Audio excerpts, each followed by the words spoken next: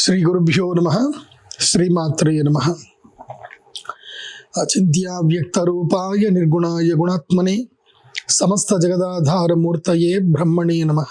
యోంత ప్రవిశ్య మమ వాచమిమాం ప్రసుప్తాం సంజీవయత్యఖిల శక్తిధరస్వధామ్నా అన్యాంశ్చ హస్తచరణ శ్రవణత్వగాదీన్ ప్రాణాన్ నమో భగవతే పురుషాయ తుభ్యం. శ్రీ గురుభ్యో నమః. శ్రీమాత్రే నమః. 2026వ సంవత్సరంలో సూర్యగ్రహణాలు చంద్రగ్రహణాలు రెండుగా ఉన్నాయి. అంటే 2 సూర్యగ్రహణాలు వస్తున్నాయి, 2 చంద్రగ్రహణాలు వస్తున్నాయి. అయితే ఈసారి భారతదేశంలో కనిపించేటువంటి చంద్రగ్రహణం మాత్రం ఒక్కటి. అది మార్చి 3వ తారీఖు 2026వ సంవత్సరంలో వచ్చేటువంటి చంద్రగ్రహణం. ఇదేంటంటే కనుక అస్తంగత్వం, అంటే ఏదైతే కనుక చంద్రుడు ఉదయిస్తున్నప్పుడు, అంటే పౌర్ణమి రోజు చంద్రుడు సాయంత్రం ఉదయిస్తాడు. సో చంద్రుడు ఉదయించేటప్పుడు గ్రహణస్థుడయ్యి, అంటే గ్రహణం పట్టినటువంటి చంద్రుడు మనకు ఉదయిస్తున్నట్టుగా కనిపిస్తాడు.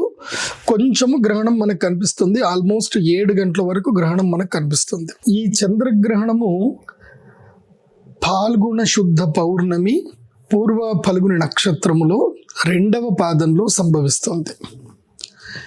మరి ఈ పూర్వ ఫల్గుని నక్షత్రంలో గ్రహణం రావడం వల్ల లాభమా నష్టమా అనేది మనం క్షుణ్ణంగా తెలుసుకోవాలి. ఇంకొక విషయం, ఈ గ్రహణం ఏ సమయంలో జరగబోతుంది, ఎవరెవరికి కనిపిస్తుంది అని అంటే, వేరే దేశాల్లో ప్రారంభమవుతుంది. అంటే ఏషియన్ కంట్రీస్లో కనిపిస్తుంది, కానీ సాయంత్రం మాత్రమే కనిపిస్తుంది. కేవలము ఒక అరగంట సేపు మాత్రమే ఈ గ్రహణం మనకి కనిపిస్తుంది. ఈ గ్రహణం ప్రారంభ కాలం ఏంటంటే 3 గంటల 30 నిమిషాలకు ప్రారంభమవుతుంది. అంటే మన భారతదేశ కాలమాన ప్రకారము 3 గంటల 30 నిమిషాల సమయంలో గ్రహణం ప్రారంభమవుతుంది. 3:30, 4:30, 5:30. సో 4:30 నుంచి 5:30 ఆ ప్రాంతం లోపల మధ్య గ్రహణం జరుగుతుంది. అంటే ఏదైతే గ్రహణం పూర్తిగా జరగాలో దాని మధ్యకాలము అంటారు. ఆ తర్వాత 5:30, 6 తర్వాత విమోచన కాలం ఉంటుంది. అంటే 6 నుంచి 6:45 నిమిషాల వరకు విమోచన కాలం ఉంటుంది. మొత్తం మీద చూడాలంటే ఈ గ్రహణము 3:30 గంటల పాటు ఉంటుంది. ఆద్యంత పుణ్యకాలము 3:30 గంటలు. ఈ గ్రహణం ఎవరెవరు చూడకూడదు అంటే, పూర్వ ఫల్గుని నక్షత్ర జాతకులు చూడకూడదు, సింహరాశి వారు చూడకూడదు, అదేవిధంగా కన్యారాశి వారు కూడా ఈ గ్రహణాన్ని చూడకూడదు.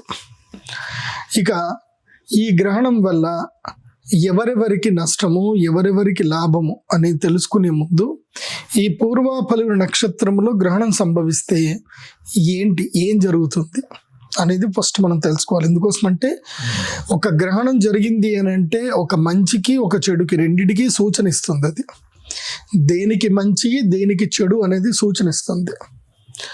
ఈ చంద్రగ్రహణం ప్రభావం చేత ఏంటంటే, పూర్వాఫల నక్షత్రంలో జరుగుతుంది కాబట్టి సస్య నష్టం ఎక్కువగా జరుగుతుంది, అతివృష్టి ఎక్కువగా ఉంటుంది, వర్షాలు పడతాయి, ఈ పంటలు మొత్తం కూడా పాడైపోతాయి, పంటలకు చీడపీడలు ఎక్కువగా ఉంటాయి ఈ సంవత్సరం. దాని మీద పురుగు మందు కొట్టి ఆ పురుగు మందు సంబంధించిన దాని ప్రభావం వల్ల జనాలు ఎక్కువగా చనిపోతారు. తర్వాత అలాంటి కలుషితమైనటువంటి ఆహారం తినడం వల్ల జనాలు కూడా అనారోగ్యాల పాలవుతారు. కాబట్టి ఇది పరాభవ నామ సంవత్సరానికి ఇది సంకేతం. అంటే ఓటమి, పరాభవం అంటే ఓటమి. ఇప్పటి వరకు ఎవరైతే కనుక గర్వమదాంతంతో మదముతోటి ఎవరైతే విర్రవీగుతున్నారో వాళ్ళ గర్వము తగ్గిపోతుంది. అహంకారం ఉన్నటువంటి వాళ్ళకి అహంకారం తగ్గిపోతుంది.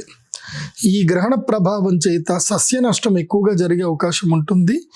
అకాల వర్షాలు పడతాయి, వడగండ్ల వానలు పడతాయి. రైతులు జాగ్రత్తగా ఉండాలి. ముఖ్యంగా మామిడి పళ్ళ రైతులు చాలా జాగ్రత్తగా ఉండండి. ఎందుకోసం అంటే వాళ్ళు సంవత్సరం అంతా వెయిట్ చేస్తారు, మామిడి పళ్ళు ఇక్కడ వస్తే ఈ తోటను కాపాడుకుంటారు సంవత్సరం అంతా. ఏది జస్ట్ ఈ 2 నెలల సీజన్ గురించి అని చెప్పి. కానీ ఇదే టైంలో అకాల వర్షాలు పడి మామిడి పూత రాలిపోవడము, అదేవిధంగా పిందెలు రాలిపోవడము, నష్టం వాటిల్లేటువంటి అవకాశం ఉంటుంది. దానికి సరిగ్గా సూచన ప్రాయంగా ఇప్పుడే మీరు ఏదైనా సరే దానికి పరిష్కారం చేసుకోండి. ఈ సంవత్సరము కూరగాయల ధరలు విపరీతంగా పెరగబోతున్నాయి. ముఖ్యంగా టొమాటో ధర, అదేవిధంగా తెల్లటి ఉల్లిపాయ యొక్క ధర పెరగబోయేటువంటి అవకాశాలు ఉన్నాయి. ఈసారి ఆలుగడ్డ కూడా పెరుగుతుంది, ఆలుగడ్డ కూడా ఏడిపిస్తుంది అందరినీ. కాబట్టి ఈ చంద్రగ్రహణం ప్రభావం చేత ముఖ్యంగా రైతులకు నష్టం వాటిల్లిన జాగ్రత్త పడ్డ రైతులకు మాత్రం లాభాలు మిగులుతాయి. ముఖ్యంగా ఈ సంవత్సరము ఉల్లిపాయల ధరలు ఎక్కువ అవుతాయి. అది కూడా తెల్ల ఉల్లిపాయ మాత్రమే.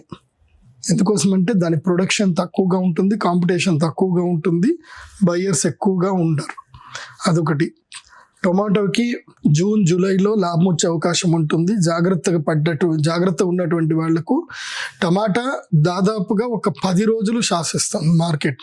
5 నుంచి 10 రోజుల పాటు టమాటా, ఉల్లిపాయ, అదేవిధంగా ఆలుగడ్డ కూడా ఈ సంవత్సరం మార్కెట్ని శాసించేటువంటి అవకాశాలు ఉంటాయి. రైతులు బ్రోక్లీ పంటను కూడా వేసుకోండి. దానివల్ల ఈ పంటలు జాగ్రత్తగా వేసుకుంటే గనక వీటి ద్వారా లాభాలు వచ్చే అవకాశాలు అయితే కనిపిస్తున్నాయి. ఈ సంవత్సరము ప్రకృతి ఎందుకోసమంటే పూర్వ ఫల్గుణ నక్షత్రము భగ నక్షత్రం కాబట్టి భాగ్య నక్షత్రం అంటారు. కాబట్టి భాగ్య నష్టం జరిగే అవకాశం ఉంటుంది. కాబట్టి భాగ్యం అంటే మనకున్నది ఆహార పదార్థాలే. కాబట్టి ఆహార పదార్థాల విషయంలో అప్రమత్తంగా ఉండండి. ఇంకోటి ఏంటంటే నీరు కలుషితమయ్యే అవకాశం ఉంటుంది. ఆహార పదార్థాలు కలుషితమయ్యే అవకాశం ఎక్కువగా ఉంటాయి. కాబట్టి బయట రెస్టారెంట్లలో భోజనాలు చేసేటప్పుడు అప్రమత్తంగా ఉండండి, జాగ్రత్త వహించండి. నా అడ్వైజ్ అయితే బయట తినకపోవడమే మంచిది అనేది నా అడ్వైజ్. ఇక ఈ గ్రహణము సమయములో గర్భిణీ స్త్రీలు ఎలా ఉండాలి అనే దాని గురించి తెలుసుకుందాం. గర్భిణీ స్త్రీలకు ఈ గ్రహణ సమయము గండకాలము అంటారు. దీన్ని ఏంటంటే గర్భవేద కాలము అంటారు. ఈ గ్రహణము జరుగుతున్నప్పుడు ఏంటంటే తప్పకుండా గర్భపిండం మీద ఆ వేద అనేది కలుగుతుంది. ఎందుకోసమంటే గ్రహాల యొక్క ప్రభావం చేతనే శిశువు క్రమేణా పెరగడం అనేది జరుగుతుంది. ఆ క్రమేణా పెరిగేటువంటి సందర్భంలో ఎక్కడైతే గనక సూర్యచంద్రుల నుంచి రావాల్సినటువంటి కిరణ సమీకరణం సమయానికి రాకుండా అడ్డుపడుతుందో ఇది అకాలం. ఎందుకోసమంటే సూర్యుడు ఉదయించడము, అస్తమించడము, చంద్రుడు ఉదయించడము, అస్తమించడము, తర్వాత పౌర్ణమి, అమావాస్యలు రావడం అనేది సహజం. కానీ పౌర్ణమి రోజు గ్రహణం రావడం అనేది అసహజం. కాబట్టి ఈ అసహజమైన సమయం ఒక 3.5 గంటల పాటు జరుగుతుంది. కాబట్టి పిండమునకు రావలసినటువంటి కిరణ తేజములు అందవు. అందుకే ఇది పూర్వకాలం నుంచి ఎప్పటి నుంచో ఈ పద్ధతి చెప్తా ఉన్నారు. కాబట్టి గర్భిణీ స్త్రీలందరూ కూడా ఈ పద్ధతి పాటించండి. ఎవరైతే గర్భము దాల్చినటువంటి స్త్రీలు ఉన్నారో వాళ్ళు మార్చి 3వ తారీఖు 2026 రోజున ఉదయం నుంచి మొదలు ఎక్కడికి బయటకు వెళ్ళకండి, ఇంట్లోనే ఉండండి. ముఖ్యంగా మధ్యాహ్నం 2 గంటల లోపలనే భోజనాలన్నీ కంప్లీట్ చేసుకోండి. పాల పదార్థాలు పాలు తాగకూడదు, పెరుగన్నం తినకూడదు, పాలు పెరుగు ఇవి ముట్టకూడదు. పాల పదార్థాలు ఏవి కూడా ఆ రోజు స్వీకరించవద్దు.